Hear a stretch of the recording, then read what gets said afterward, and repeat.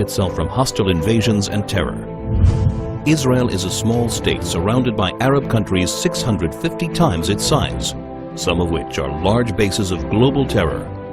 Only 44 miles separate between the Jordan Valley and the Mediterranean Sea. After the Six-Day War in 1967, when Israel was attacked by 4 armies on 3 fronts, United Nations Security Council Resolution 242 stated that Israel was entitled to new defensible borders to replace the previous fragile lines from which it was attacked. What are Israel's defensible borders? What are its essential security needs? The Jordan Rift Valley, Israel's eastern frontier, forms a natural barrier between Israel and the countries of Jordan, Iraq, and Iran. The Jordan Valley rises from an area that is 1,200 feet below sea level to a hilly ridge of up to 3,000 feet, creating a steep 4,200-foot virtual wall opposite any force attacking from the east. The growing threat of global jihad activity near Israel's borders requires it to prevent infiltrations of terrorists and weapons. When Israel left the Philadelphia Corridor in Gaza, it became a highway for the infiltration of terrorists and the flow of hundreds of tons of ammunition and weaponry from all over the Arab world, aimed at Israeli civilians. The Jordan Valley is the equivalent of Gaza's Philadelphia Corridor in the West Bank. To defend itself, Israel must retain control over the Jordan Valley.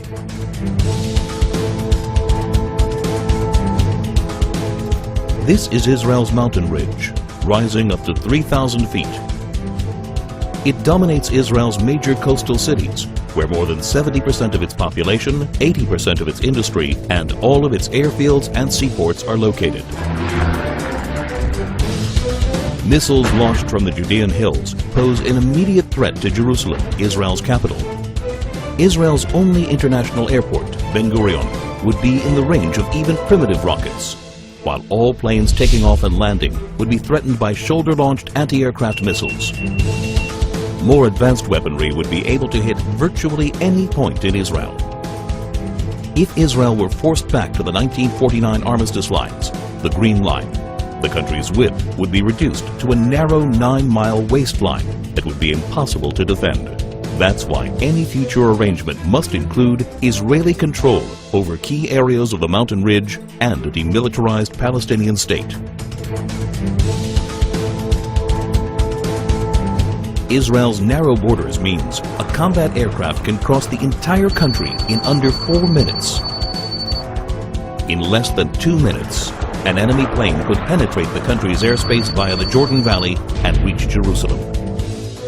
In order to thwart an aerial attack on Jerusalem, a hostile plane must be shot down at least 10 miles east of the capital to prevent it from crashing into major population centers.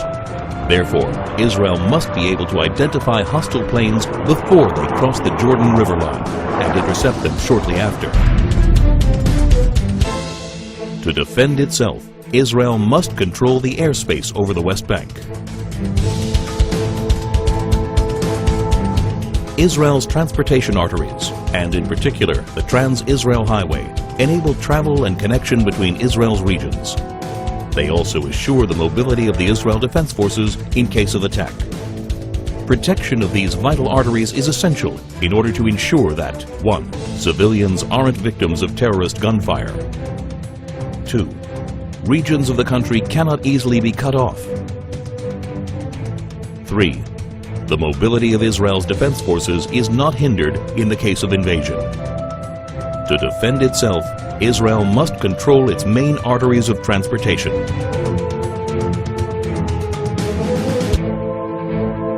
There is enormous uncertainty about future trends in the Middle East. Iran is determined to become the supreme power as the U.S. withdraws from Iraq.